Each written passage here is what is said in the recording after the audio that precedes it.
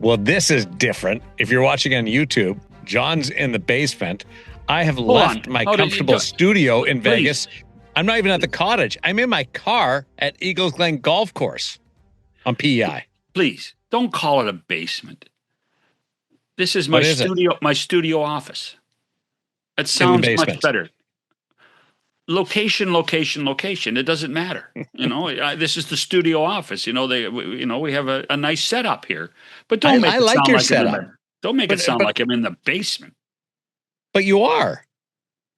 The lower level. I've never done one of these out of the vehicle before, but I've got the phone to the hotspot. It's outstanding. I might do this more often.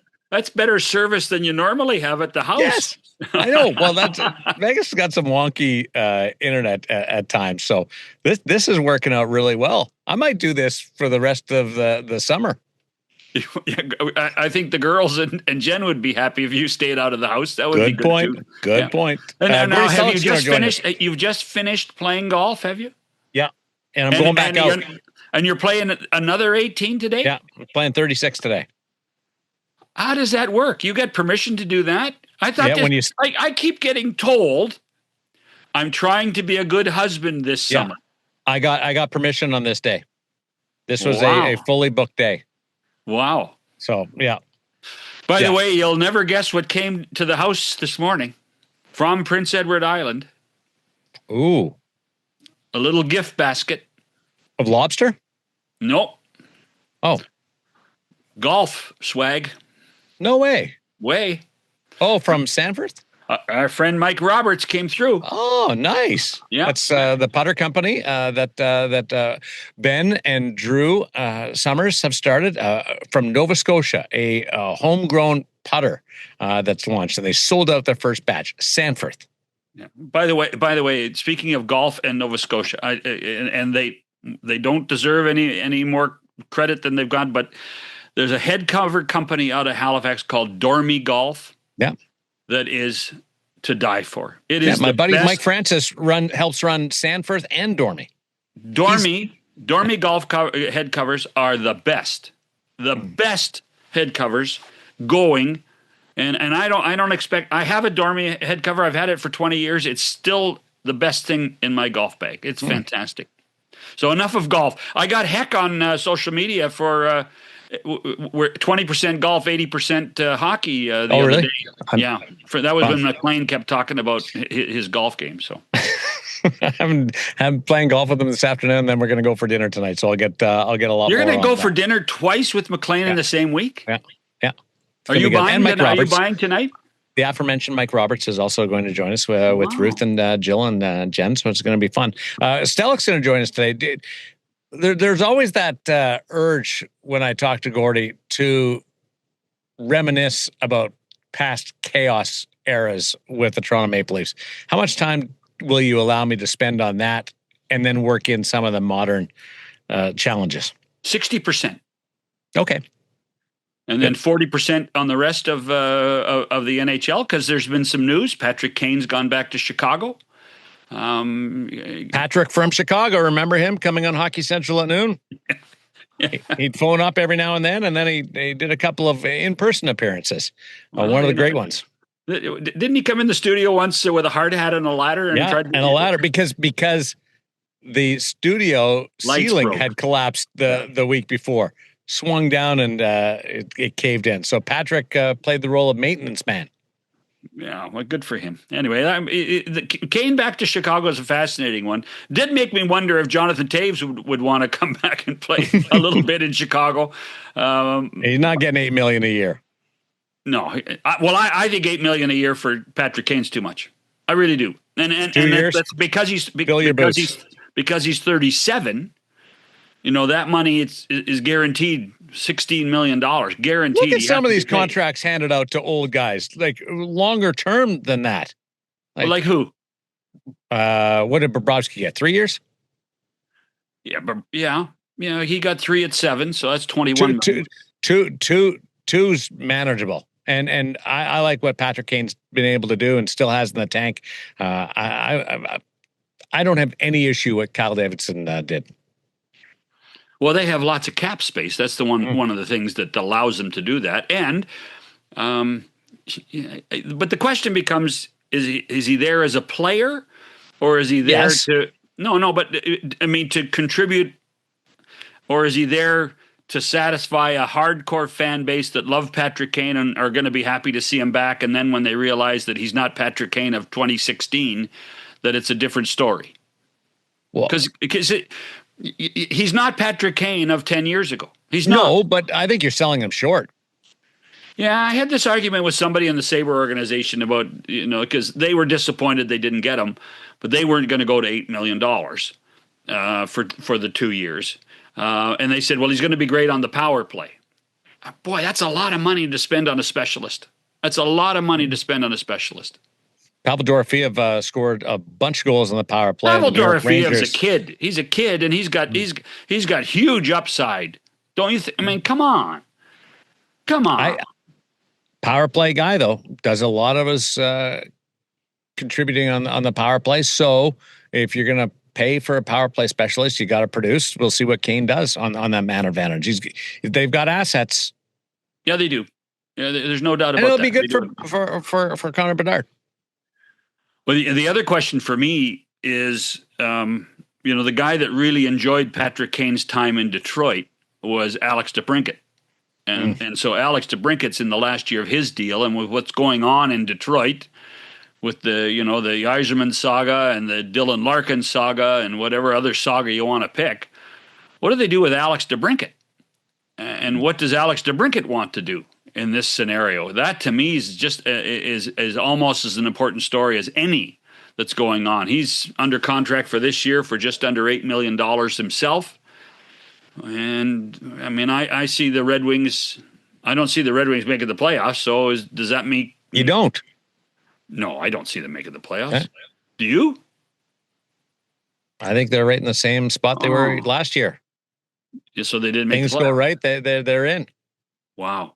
Means solving a couple of things though. Yeah. Well, you and I differ on that one. Not the first time. Let's get to Gord Stellick. He wants to head up north. So let's bring him in and have a fun conversation and not have to rush it. Okay. All right.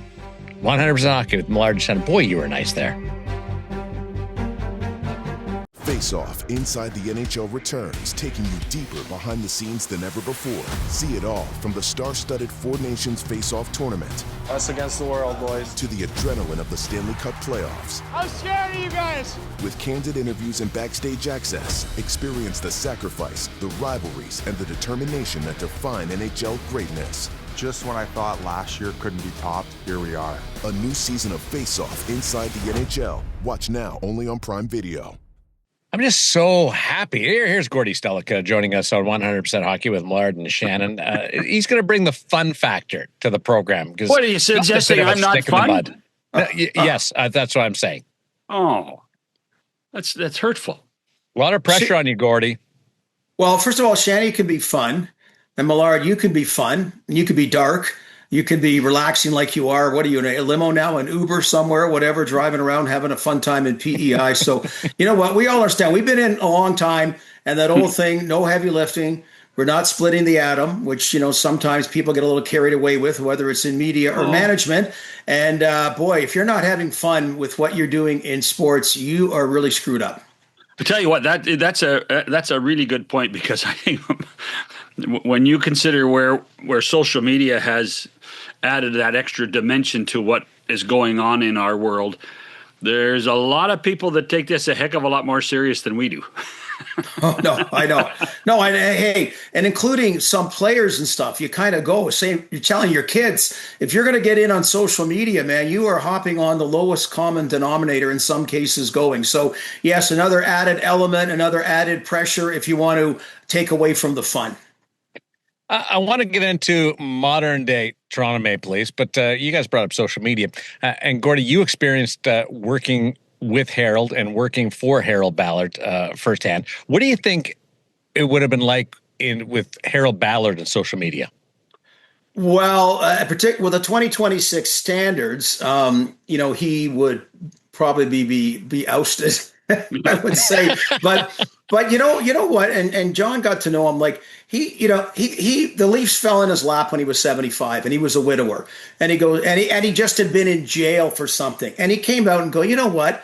It's my team. It's my party. I'm going to cry if I want to. I'm actually never going to cry, and I'm going to have fun. Just what we're talking about.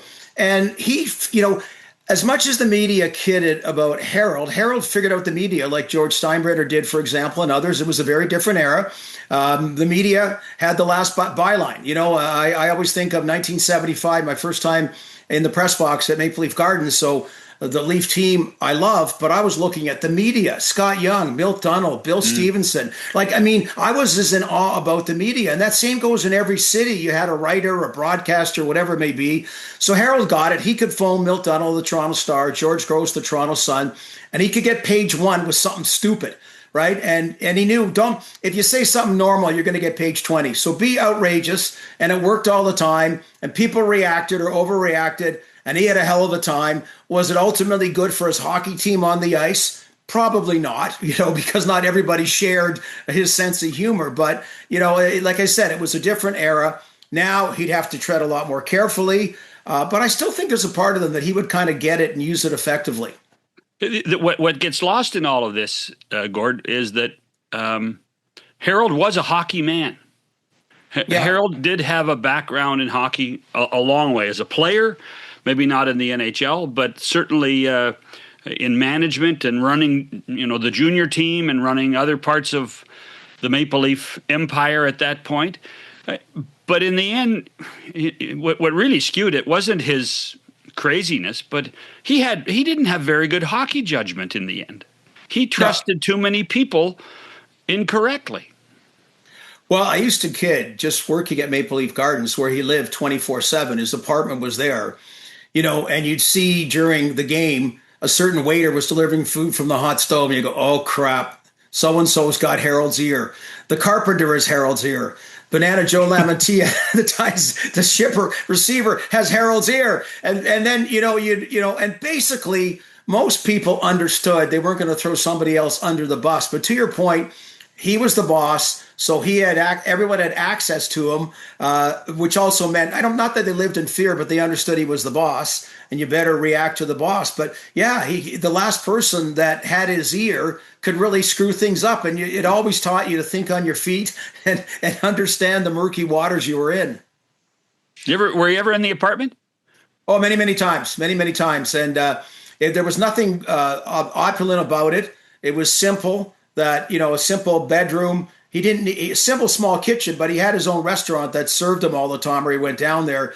But I do remember once it had been his 80th birthday and Russ Courtnall and his mom were sitting. The office was very impressive because he had pictures of himself, obviously, with everybody in the world there. And it was a little intimidating. And I guess the air conditioning was on. And through the side door, about waist high, came an inflatable doll that was came through. So it'd been a gag gift for his 80th birthday, right? So Russ Courtnall says he just got up and he just kind of burst and said, sorry, that's just left over from my party. But Russ's mom's looking at this gagged female inflatable gift coming through. I was in his office in the apartment once. I was there with Doug Beforth. We were college students, and we wanted to do the Marley games on radio. And Harold gave us the rights for $1 to do the Marley games, as long as we didn't turn a profit. And all the money that we raised from sponsorship would go back to the school. But the one thing that came through was he met us when he was wearing his kimono. Oh, yeah. And he was wearing it. And then he said, you boys want toast? I can make you toast. Would you like some toast? So that was my visit to Harold Ballard's office and his apartment at Maple Leaf Gardens. Well, Daren and John, I kid that what you're talking about is I made a point of getting in early all the time. And then he could see his phone line was, going. So then I would answer it because the secretary wasn't in yet. And then I'd buzz back, hey, Mr. Ballard. So he goes, Gordy, you're in now, right? And then all of a sudden, 5 minutes later, he'd come out in his house coat and just sit in your office. And it was probably the best time. Like he was looking for someone to talk to. He liked me. I understood my role. And we'd have probably those were the fondest talks, as well as on the road when you had breakfast. All of a sudden, he was your favorite uncle. But when he was in the mode that I'm the boss, this is my building, you would get phone calls about everything, the unexpected, the minutia about everything. One more on this era, and then we'll get to the modern day Toronto Maple Leafs. But it's in your book, Hockey, Heartache, and Hal, one of the great hockey reads. Go find it. And the day that you got hired as general manager, you went to your office, and it wasn't the office anymore? Yeah, I went back to my office, and I thought I would inherit the general manager's office, which was adjacent to Mr. Ballard's apartment and office. And the carpenters had already started making it the world's largest walk-in closet because his companion, Yolanda Ballard, he needed more space. She was living with him. And for a little bit, I kind of, as they were building, I went back there once to use the phone. And when I opened the door, she was on the phone just in her lingerie, and she yelped, and I yelped, and I said, okay, I'm staying out of this new walk-in closet. I'll go back to my modest office that I started making $12,000 a year in, and that will be my office, and that will be fine. Do an impression of the yelp that you let out. Well, okay. I'm still traumatized. Don't make Gord do that. And she was not an unattractive woman, but it just really wasn't. It was about the last thing I was expecting in my my Rolodex when I opened the door. Oh, how would you describe the last 6 months for the Toronto Maple Leafs? So maybe go back now. I don't know when we go back to, but Daren, I think this is the most disappointing season in Maple Leaf history. Nowhere near the worst Leaf team in Maple Leaf history. Nowhere near that. I've just really perplexed by a team that was on a roll, 9 consecutive years making the playoffs. All this good stuff. A Stanley Cup seemed very realistic. To have everything go south. The injuries are one thing. Chris Tanev now is like a Hart Trophy percepted winner. Whatever. The goaltending went south. The special teams went south. They played a system for Craig Berube that worked, it seemed, one year, and then it didn't the next. They brought back an entire defense core because they thought depth-wise they had a solid D, and then the first complaint was the D can't get the puck to the forwards. Like, you name it. Everything went off the rails. So it was, it was unexpected. And I got to tell you, everyone's gotten really excited. The sexiness of winning the lottery gets a little bit overblown, but hey, fans are fans because they're also, and Shanny, you're on top of it, there was a kind of a disconnect with the fans, maybe too strong a word, that I've never seen before. You're talking about price point of tickets and other things like that the business model that was impenetrable, never made sense, but always worked, is being tested. I think that's probably the most important thing when you consider that there's so many ruminations off the ice compared to on the ice with the ownership change, with the management change, with the coaching change. You wonder, like, will the merry-go-round ever stop? Will it ever stop? And or with John Chayka, who appears certainly to be in charge now. And the changes that he's making amongst his front office, are they going to be in a better spot? And really, the question becomes the money that they have spent on Sergei Bobrovsky, on Daren Radish, and is that good money? Is Jim Hiller the right guy for this team? Those are big questions, and I don't think any of them are slam dunks. Gord, do you? No, and I'm not being negative. I mean, I'm still show me. He had to make moves, and good on him that he has made some moves. How they're going to play. I mean, Nashville won July 1st a couple of years ago in a bigger splash, and we know that never played out on the ice. But he had to do some things, and we'll see where it goes. I look at it, Shanny, that the debacle that was last year, if Matthews is healthy, if Nylander's healthy, if Tanev's healthy, and if you get half-decent goaltending, that alone should be an improvement. But now we're talking about getting back to, as I call it, the mushy middle and just trying to make the playoffs. We're not even thinking Stanley Cup anymore. And that's kind of sad. And now you're thinking about, okay, can't really do a rebuild, a total one. Is it maybe a one-year blip? That's the best hope. Is it a 1-year blip and we get back into the stratosphere that we were in 2 years ago? That's a tall task. I would say I'd have to be skeptical about that. But hey, they made moves. Let's see how it all plays out on the ice. Fair to say that as Matthews goes, this team goes? Well, to a degree, I get, to a degree, yeah. Your star player, right? You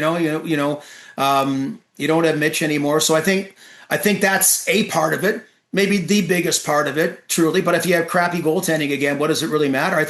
I really think it's a confluence of a few things. But I probably would look at him as like, where is the Austin Matthews going for 70 goals? The last 2 years has been a very different Austin Matthews. Is he 100% healthy? Is he 90? Is he 80? Is he whatever? So yeah, that's probably, I think, question number one. And I'm going to get a phone call on this one. Is he a leader? Is Austin Matthews a leader? Well, that remains to be seen. And, the phone call is fine. They tried to mirror what Edmonton did with Connor McDavid. And I'm not saying he's a leader or he's not. All I know is he got hurt.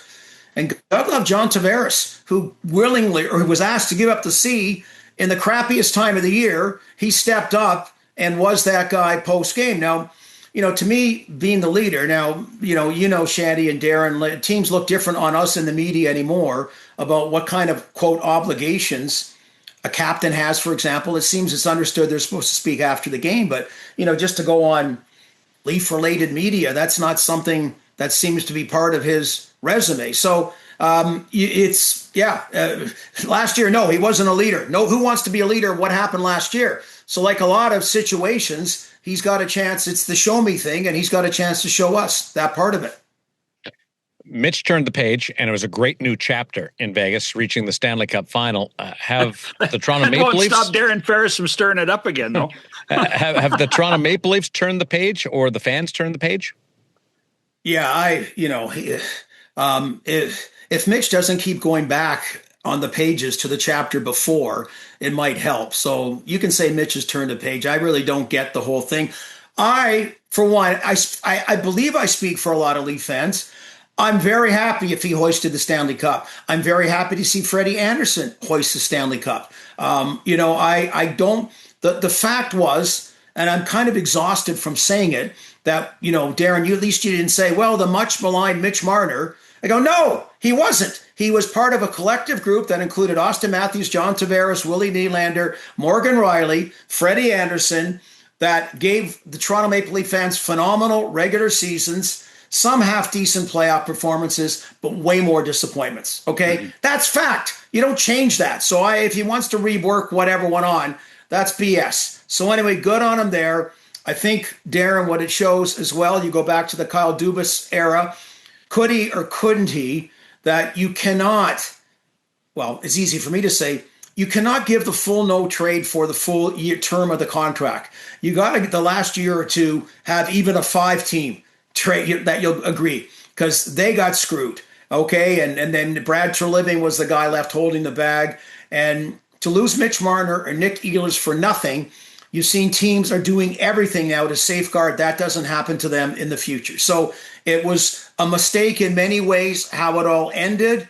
So be it. That it's a loss for the Toronto Maple Leafs, always will be. Good for him in Vegas. I'm just exhausted. Please enjoy Vegas. Don't talk about here anymore. What about John Chaika? Were you surprised, and where are you at on his helmsmanship?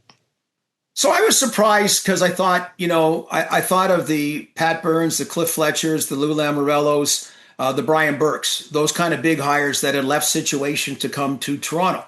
And I honestly, the Doug Armstrong thing was getting me going, but then you found out that's exactly what they didn't want after the Old Boys Club and Brad Treliving. So good on the hire, and I say this with all due respect to Keith Pelly. Keith gave thanks to Neil Glassberg for setting up the interview process. And I felt like saying, Keith, if you're looking for John Chaika, you could have just phoned him. You could just phone John Shannon. You could just phone Gord Stellick, whatever. So I don't know when we hear this process, we're thinking, oh man, something different. And maybe Matt Sundin as kind of the lieutenant is what's different. So, hey, I'm willing to give him that chance. And, you can think about what he did in Arizona. So be it. So many people getting a second chance. What they learned, good and bad, in their first thing bodes well the second time around. So let's see what gives. But I was expecting a bit more of a wow hire. For example, say a Doug Armstrong. Whether Doug Armstrong has interest in being a GM one more time or not, I don't know. Oh, there's no doubt about that. Okay, John knows. Well, and to your point, mere days after getting the job, the Maple Leafs win the draft lottery, and all is good in the world again. Yeah. John, it was one day. It was one day after. It was like, let me get it right. Like 36 hours, because the press conference was in the morning. And, Steve Simmons could have phrased it maybe a bit different. I mean, to say, I talked to 20 hockey people and 19, thought this is a terror, couldn't believe the hire. And there could have been some bedside manner there. By asking the same question. Yeah. And there probably could have been a better response, but whatever. But it kind of, it was the elephant in the room was addressed. It kind of got Chaika. He didn't have to answer what the hell happened with those 2 draft picks in Arizona. Like, the ownership sucked. Well, we understand that, but man, losing 2 draft picks, because you did something improperly, that is not insignificant. But anyway, kind of moved on from there, and then lottery, Daren, to the point. Like everyone's perspective is and it's not just Leaf fans. If you're a passionate fan anywhere, I think it's a bit unrealistic. Like Gavin McKenna, like Connor Bedard, we're going into year 4. Okay, are the Blackhawks going to make it in year 4? His time there in Chicago, Macklin Celebrini, whatever. So I think people are a little bit unfair and unrealistic, but let them enjoy it. What are the expectations from you? Well, look at his start. Well, maybe Matthew Schaefer was a great example about how great a year 1 could be for a team, again, that didn't make the playoffs. So let's say he's kind of like that, or Jack Hughes, who didn't wow in year number 1, but ends up being a real player of prominence and kind of a star player. I mean, he could win the Calder Trophy. That would be great, but that won't alone be a difference maker in the team. I think people have said, okay, we've solved the Mitch Marner problem. We've got the guy that will ultimately be, not so much this year, but will fill the void with Mitch Marner's loss. So if I told you, Gord, at the April of 2027, Gavin McKenna is going to win the Calder Trophy, but the Maple Leafs are going to miss the playoffs again, do you view the season as a success? So 2 parts. One is, it's nobody's fault, and you can't cry over spilt milk, but I do cry over spilt milk. And I kind of go, you're trying to do some form of a rebuild, and you've got consecutive years of unprotected number 1 overall picks that goes to Boston next year and Philadelphia the year after. And that always is an inhibitor, saying, it's a success, but we don't get that draft pick, okay? And, not making the playoffs, that's the one bone you get. But I will say, there is a scenario, Shanny, where that would be a success. I will assess it after game number 84 and get back to you. Whoa, promise? I can't believe you're on the fence like that. No, there's a way of not making the playoffs that you could say was a success, relatively speaking, and then there's another one that I would deem not a success. So, but putting this in perspective, and both of you have witnessed what we've watched in Montreal over the last 5 or 6 years, and the patience that the fan base had with Jeff Gorton and Kent Hughes and Marty St. Louis, and it's paid off. Do you perceive that Maple Leaf fans can have that same amount of patience? Well, they have for decades. They don't get credit for it. They keep getting dumped on, like, who would want to play here? Who wouldn't want to play here? But anyway, they're okay. Hold on. You think the Leaf fans are patient? Well, they still sell out the building. They haven't won a cup since '67. But yes, they are. They get a bum rap. They get dumped on forever. They're patient as anything. And so now you're saying the Montreal model, Daren, like Leafs have to do the Vegas model. Okay, that's not easy to replicate. Okay, so Montreal model. I just mentioned no first round picks the next 2 years. So, Caulfield, Suzuki, I know it was a trade, but he was a first-round pick.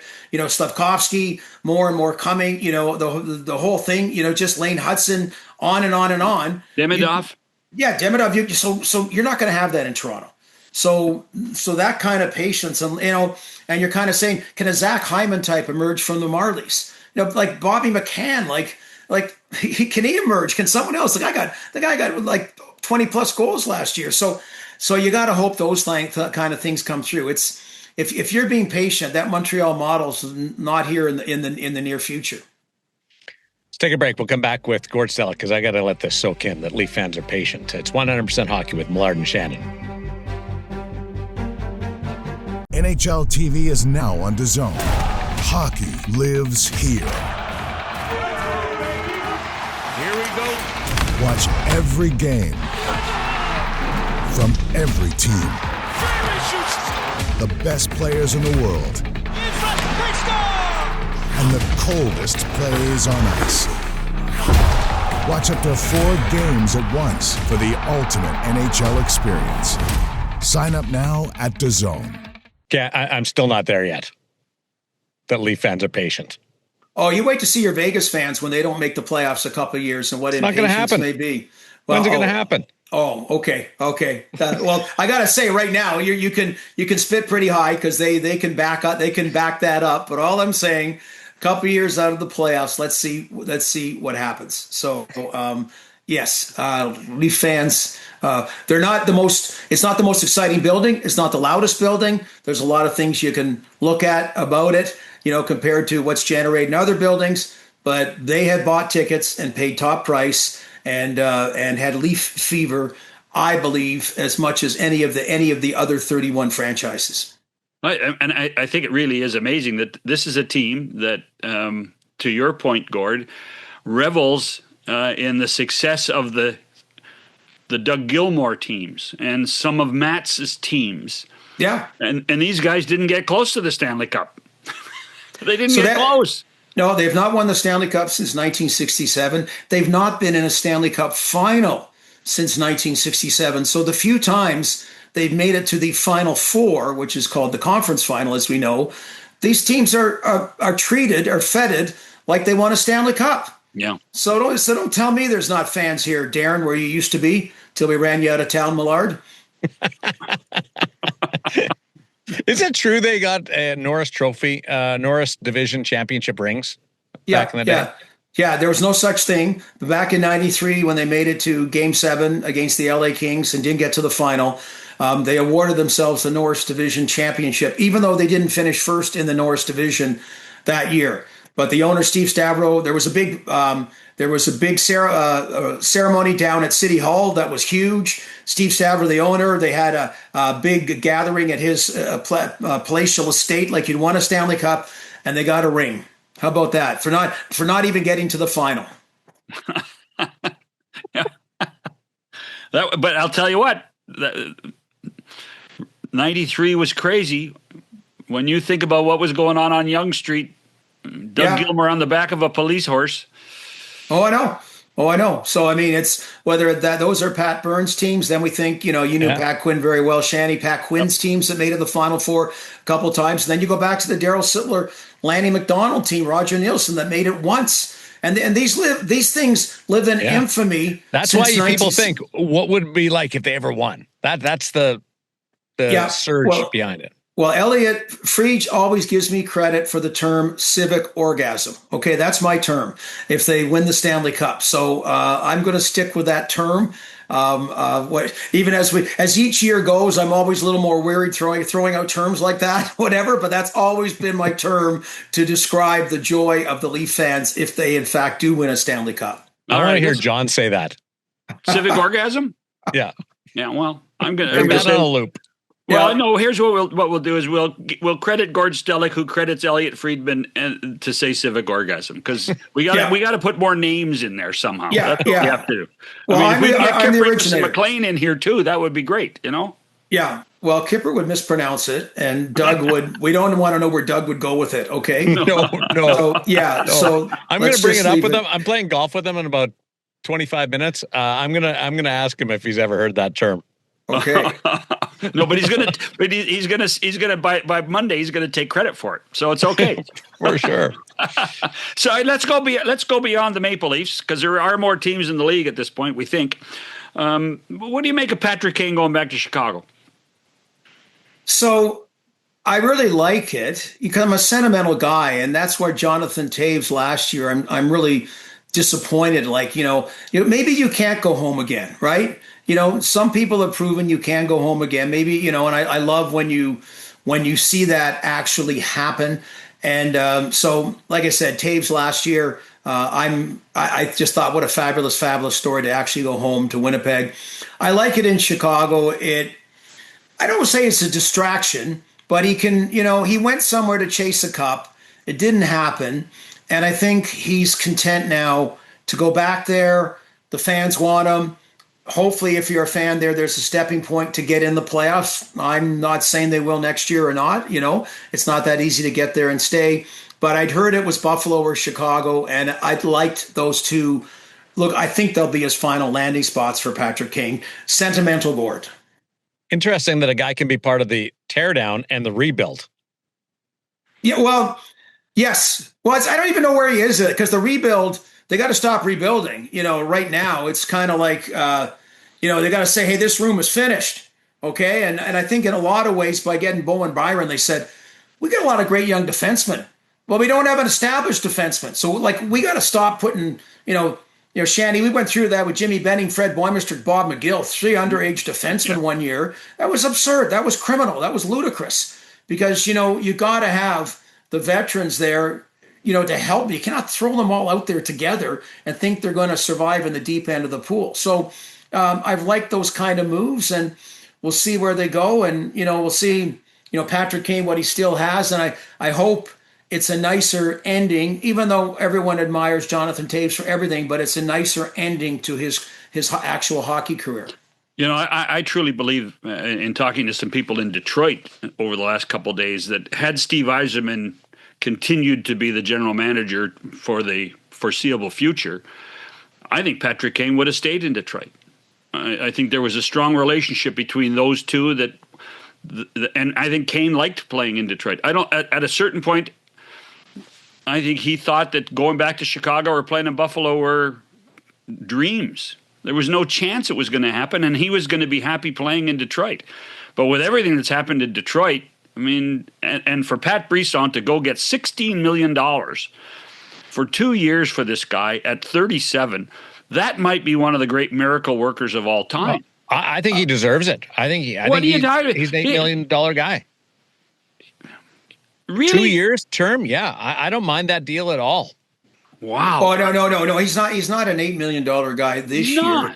But if there's one team that there's an equity, one city that you can say the intangible, that's it. So you're talking for past performance, which is what you don't want to do. A little bit, but he's still putting up good numbers. Well, but which is what you don't want to do for a free agent. But anyway, but this one. Hold on, good number. 16 goals last year.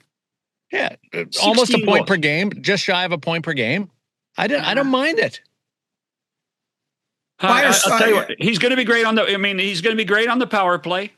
But you know what? The problem, the question becomes for me is, how much ice time is he going to need? How much ice time is he going to want? Because I want, if I'm Jeff Blashill and I'm Kyle Davidson, I want to play the kids. Don't you want to play the kids? They want to win. Well, you can play the kids, and there's enough room to play the kids and the veterans, right? Yeah. It's so.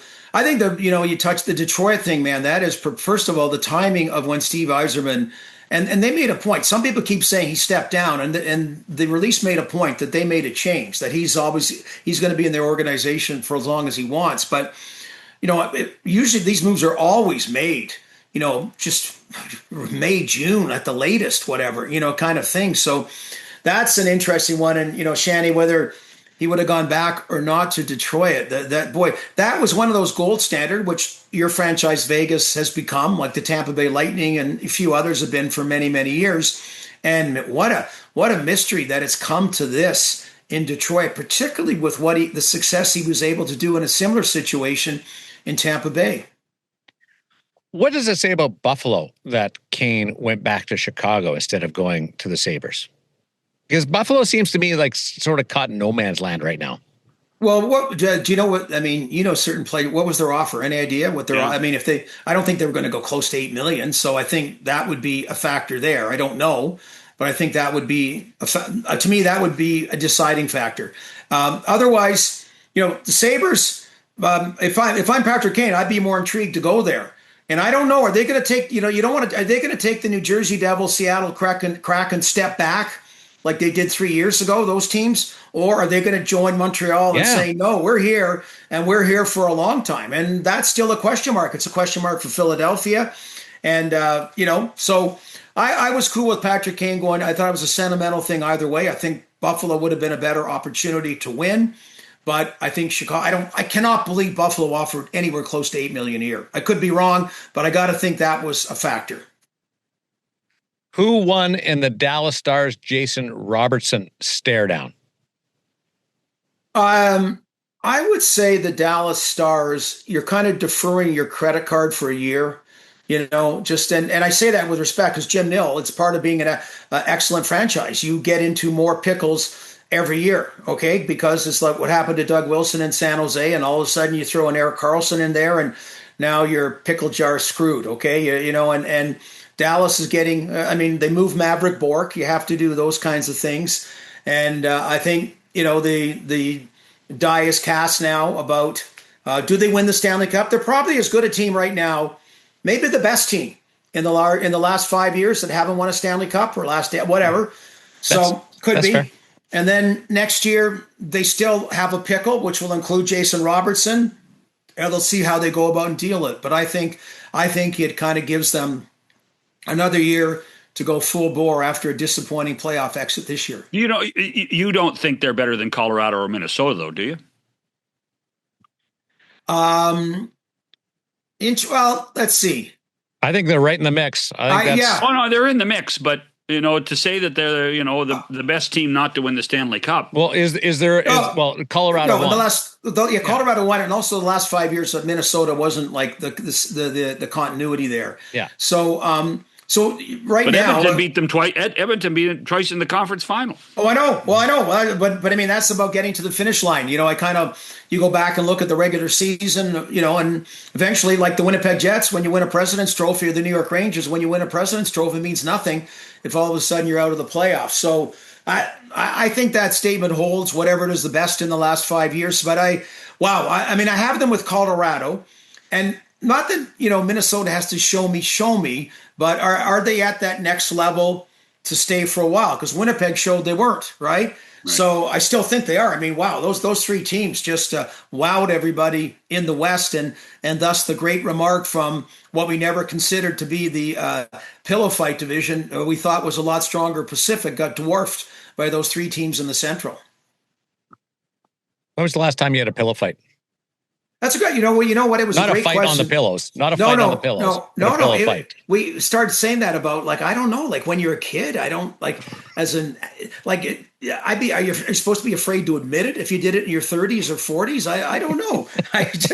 It's kind of something I envision as a kid, and I honestly maybe it was with you, Millard, when you used to sleep in between shifts and you slept on the floor because you were working so hard. Maybe we had a pillow fight in your office. Under his desk, Gordon. Yeah. He used to sleep under his desk. Yeah. And had the greatest naps. And producer Matt Marstrom would come and knock on the desk top to try and get me up because he wanted to talk about something with the lineup. Yeah. Oh man, it was like Lurch in the Addams Family. Just cousin it. I don't know, whatever. It only took 35 minutes to get to a pop culture reference. That's good. Yeah. I was holding in it for a while. I'm getting better. How's your tennis game? Is it better than your curling game? They're both not bad. They're both not bad. I play pretty well doubles exclusively. I'm still a little intense. I should in my late 60s be over that, but I don't know. That's part of it. My teammates and opponents get a kick out of it. And curling, Daren, I know it's probably not big in Vegas. There is. We've got a club. A 4-seater. Yeah. Well, when you're older and your kids are grown. And you curl NAH, don't get me wrong, but it's become our social village. It's been awesome. Yeah. You still have more energy than the rest of us when you consider that you do a morning show on satellite radio, You're Right. playing tennis. You're playing golf. You're curling. You're hosting banquets. God, when I grew up, I want to have your energy. Well, and I'm trying to keep Millard employed as well, so there's just a lot going on. There's a lot going on. So Well, anyway, that makes two of us, and I think we're failing miserably, Gordy. well, You guys are doing great. yeah. Well, you're at least making an effort. I just signed one of the letters to U.S. immigration to get him out of town. He was one of my references for my green card and my visa. Yeah, that was There it. you go. Well, Yeah. when you could say former general manager of the Toronto Maple Leafs, Gord Stellick, on your, that's important. And of course, nobody at the INS in the United States, they want to know who the Toronto Maple Leafs are, but that's another story for another day. Hockey, Heartache, and Hal. Go find it. Search for it. It is an incredible read from some great stories from the Harold Ballard era. What else do you got going on from a book standpoint? No, all good. I got a bit of a break now. I do the odd guest column in the Toronto Star, although this year they haven't wanted a lot of columns as befits the Leafs season. No, all good, all good. Maybe another book down the road. Shanny's the same. You should be the same. We always think we have something. It's a little more difficult, and the industry's not what it was. But hey, I get to talk hockey. I'll be back at it every morning on NHL Morning Skate on Sirius XM Channel 91. So right now I'm enjoying a break, except for a very enjoyable whatever number of minutes it's been with you guys. He said it was enjoyable, John. I said it was enjoyable. I meant it. See, we did what we were supposed to do. We had fun. That's it. We had That's fun. it. And now Lisa wants to get going to the cottage, so enough fun. Go. Okay? Go. Love you, man. See you guys. See you, Shanny. Take care, Gord Daren. Stellick. Back to wrap things up on 100% Hockey with Millard and Shannon. With the NHL app, you can listen to every NHL game right from your phone. And with home and away broadcast feeds, you choose your way to listen. Whether you're at work, at the gym, or stuck in traffic, the NHL app puts you right in the action all season long. Every team, every game, everywhere you go. Download the NHL app and never miss a moment. Okay, as I record this, McLean just pulled up beside me, honking the horn. And now he's going to dent my car. Isn't it an old truck? Or are you in a fancy No, car? this one's a Pontiac G6. Pontiac Convertible, G6. too. They don't make those anymore. I know. That's why it's so good. So this is the one you park in the garage over the winter in PEI? I leave it with my buddy Randy Compton and Trevor Farrell. You have so many friends. You need me for an interview? No. Oh, we're trying to do a show here, Mac. I'm not going to encourage him. No. Gordy was fun today. That was fun. I like that. Gord is such a wealth of information, and when you consider what he has done and how he began his career, he and I were actually, we basically started around the same time. He was working for the Maple Leafs. I was working for Hockey Night. I wasn't in the Gardens every day, but I was there on Wednesdays and Saturdays, and it was almost like a rivalry. I was wearing the baby blue. I was wearing the baby blue jacket, and he was in a shirt and tie, and he was working for the PR guy, Stan Abodiak, for the Maple Leafs in those years. Did you guys throw down? No, but we didn't introduce each other to each other for about 3 years. Really? Really strange. I didn't know that. No. I wish I was aware of this while Gordy was still on. No, I didn't want to tell the story because he would have told me that he thought I was an idiot or something. I didn't need to. Did you think you were too cool, or cooler than you? Tell you what, really the baby blue jacket made you pretty The cool. Hockey Night in Canada, yeah. Yeah, Do you still have yours? No, I don't. Really? No. Long story. It's in the book, actually. Oh. It's somewhere. It's somewhere. All right, I'm going to run. Okay. We'll see what happens for the next big piece of news. Is it Connor Hellebuck? What's waiting on the other side? What do you think? That's a good question. Of course, and I actually was told yesterday by somebody in Detroit, it may be a while before they have a general manager to replace Steve, which is strange. Yeah. It's strange. Well, give us something to talk about. Thanks for everybody for listening. And by the way, who's going to give you a call? You said you were going to get a call when you talked about Matthews and leadership. Judd. Oh, okay. I wasn't sure who was going to give you a shout. Judd Moldaver, he's a regular listener, and when he's not happy, I get a phone call. Hi, Judd. I like you. Wasn't me. Just know. Oh, yeah. Wasn't me. There you are, Daren Millard, with his pal John Shannon, winner tie. Talk to you next time on 100% Hockey.